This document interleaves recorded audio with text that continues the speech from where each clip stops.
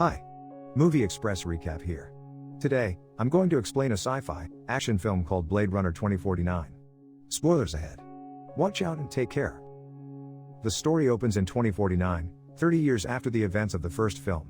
Agent K, one of these Nexus 9 replicants, travels to a protein farm outside Los Angeles in his flying spinner vehicle, where he has tracked down an older model replicant called Sapper Morton, who was part of a group of Series 8 replicants that had gone AWOL. After a brief but violent fight, Morton tells him that as a newer model, K cannot come close to knowing what it means to be human. He implies that K would never help humans kill his own kind if he had ever witnessed the kind of miracle that he has. K retires him and is ready to leave when he notices a flower placed beside a dead tree in the desolate landscape next to the farm. This prompts him to thoroughly scan the area, which reveals a chest buried under the ground. He requests his office to send a forensic team to unearth it. K returns to the LAPD office, where he undergoes a standard baseline test for replicants and passes it. He then goes home to his apartment in a seedy area of town. He spends his time at home with a holographic woman named Joy, a futuristic form of AI, and has apparently formed a deep bond with her, despite the fact that they cannot physically interact. For this reason, he has bought her a mobile hologram projector which allows him to free her program from its home-based console. He can now take Joy outside on the top of his apartment building in the pouring rain, and it also allows her program to touch objects. Joy is extremely happy, but K is called back to the station before they can experiment with Joy's new capabilities any further. Downtown, the forensics team has discovered that the chest contains a human skeleton and a lock of hair. They belong to a female who most likely had complications during childbirth 30 years before. Superficial cuts in the bones suggest an emergency cesarean section as the cause of death. Upon closer inspection, K locates a serial number engraved on one of the woman's bones, indicating that the skeleton wasn't from a human, but a replicant female. The identification causes quite a stir since replicants were previously unable to reproduce. K's superior, Lieutenant Joshi, reminds him that if the public knew that the line between humans and replicants is blurring, or disappearing altogether, it would tear apart what remains of civilization. She commands the team to destroy the evidence, and orders K to burn down the farm, track down the replicant child, and retire it, despite the mixed feelings he may have about retiring something that was born and has a soul. Before leaving, K takes some of the female replicant's hair. K goes to the Wallace Company to inquire about the serial number and hair of the female replicant.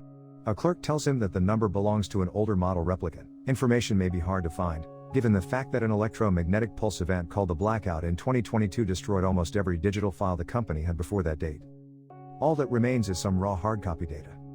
Fortunately, there appears to be something left.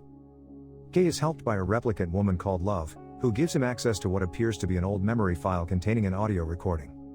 It belonged to an experimental replicant named Rachel, who went missing 30 years before. She can be heard talking to a Blade Runner called Rick Deckard. K detects a very strong connection between the two. Love thanks K for finally being able to close the case on Rachel. K does some research on Deckard, and finds his old colleague Gaff, who is now living in a retirement home. Gaff tells him that Deckard and Rachel fell in love and eloped.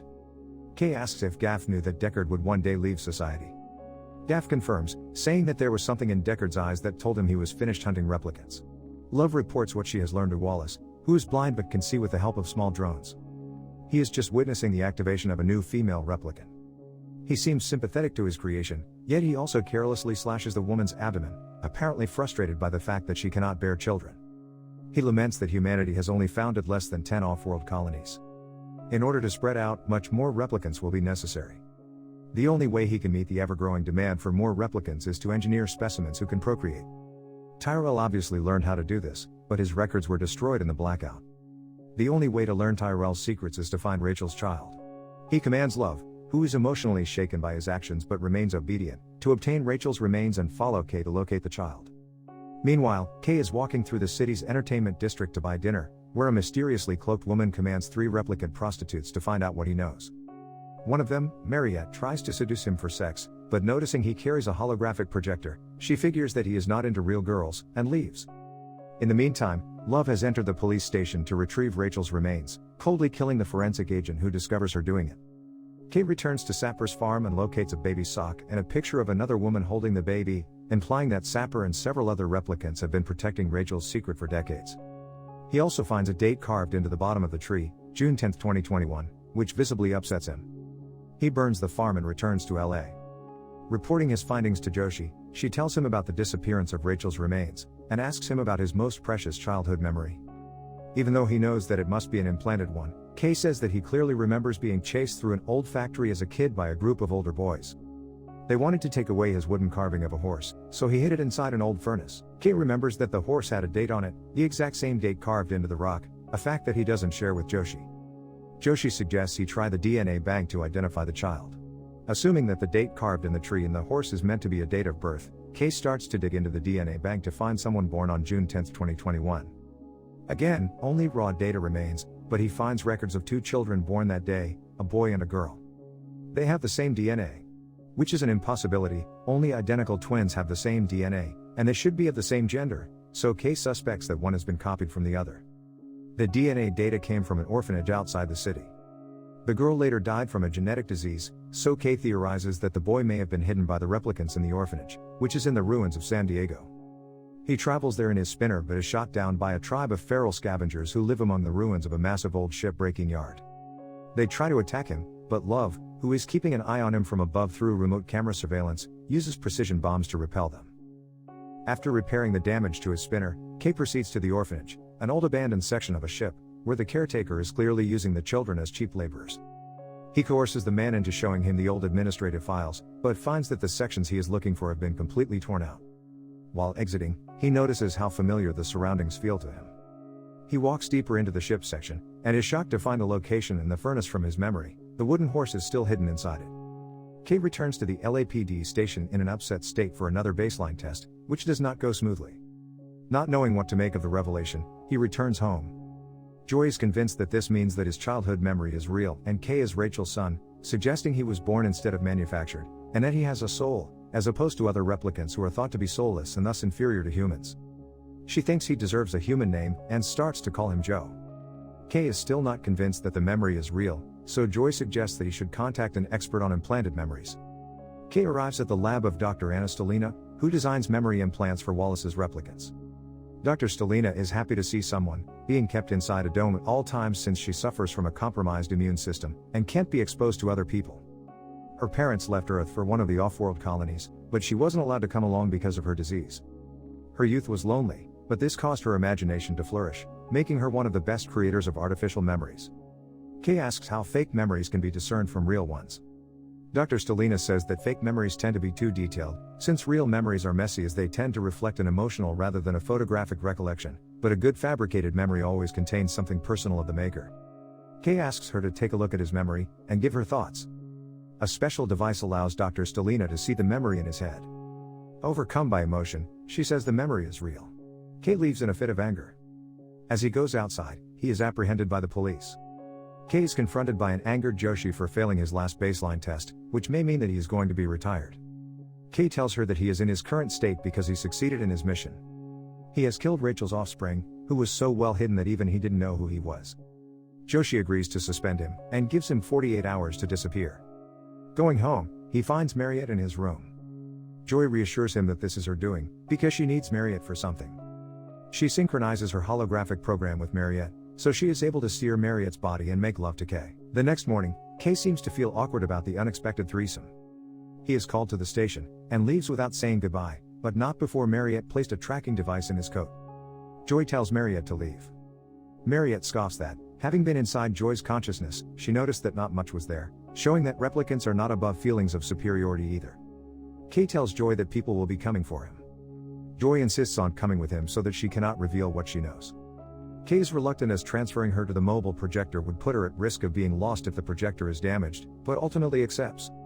She instructs him to destroy the antenna in the projector so that she cannot be moved to another device and remove any chance of tracking it. Love, who is monitoring the position of the projector, is no longer able to track Kay. In the meanwhile, Love has arrived at the station, asking Joshi to cooperate and tell her where Kay is. Joshi refuses, even when Love's initially friendly disposition changes drastically. She tortures Joshi for information, but to no avail, so Love kills her and uses her computer to locate Kay. Kay has taken the wooden horse to a specialist, Doc Badger, who finds traces of radioactive tritium in the wood.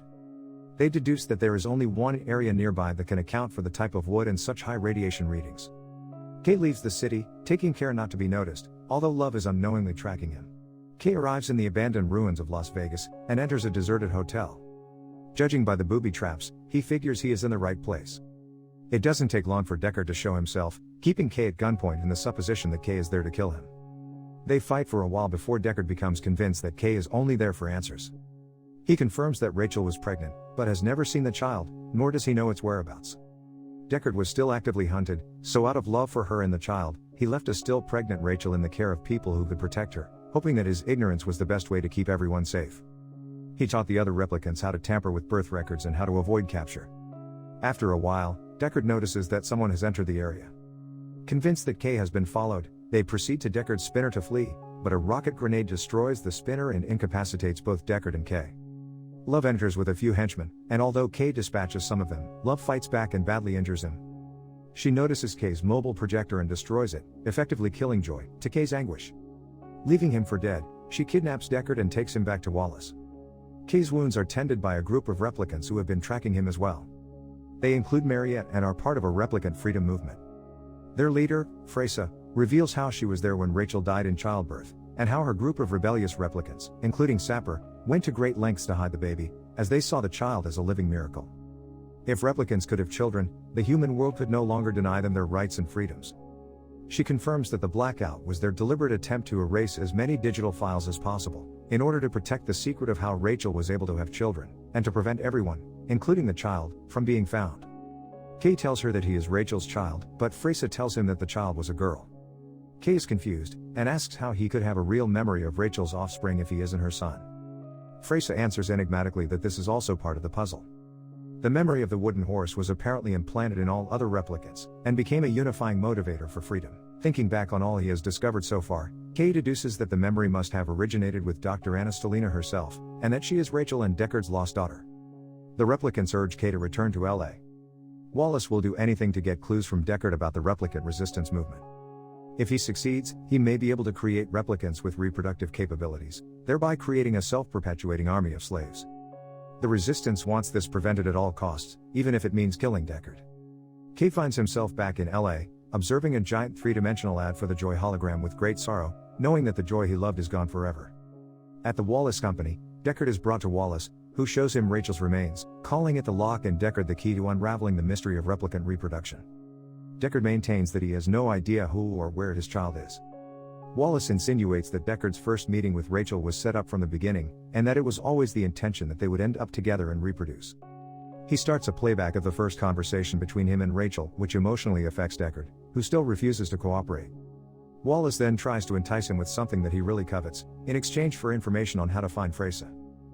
A woman walks in from the shadows, and she appears to be an exact copy of Rachel as she appeared to Deckard 30 years ago, down to the clothing and hairstyle she wore. Deckard is shocked and moved, but he ultimately dismisses this Rachel as a fake, stating that the real Rachel's eyes were green. Frustrated by his failure, Wallace immediately has Love execute the fake Rachel. He orders Love to take Deckard to one of the off-world colonies, where they have the means to make him talk. Love takes off with a handcuffed Deckard in a spinner with 2 escorting vehicles, and flies along the LA shoreline. Kay catches up, using his spinner to destroy the escorts and blow Love's vehicle from the sky, forcing it to crash on the beach. Kay lands next to it, and after an exchange of gunshots, he gets into a fight with Love. He receives severe wounds from Love's relentless punches and knife, and Love leaves him for dead. She re-enters the vehicle, trying to free Deckard from his cuffs as the spinner is being dragged into the sea by tidal waves, but then Kay enters. He fights with Love and pushes her down underwater with all of his power, finally drowning the life out of her. He manages to release Deckard just before the vehicle sinks completely. Deckard says that he should have let him die. Kay states that he did. The world will believe that Deckard went down with the vehicle. He takes Deckard to Dr. Stalina's office, and tells him that all his best memories are hers. Deckard asks him why he did what he did. Kay simply urges him to enter the office. As Deckard goes in and meets his unsuspecting daughter, who is enjoying a cloud of artificial snow, Kay lies down on the steps outside, slowly succumbing to his wounds. He looks at the real snow falling down, apparently at peace with the part he played. If you like this story, subscribe to our channel. Turn on the notification bell to get updated on more videos like this. Leave a like and comment. Thank you for watching, and see you next time.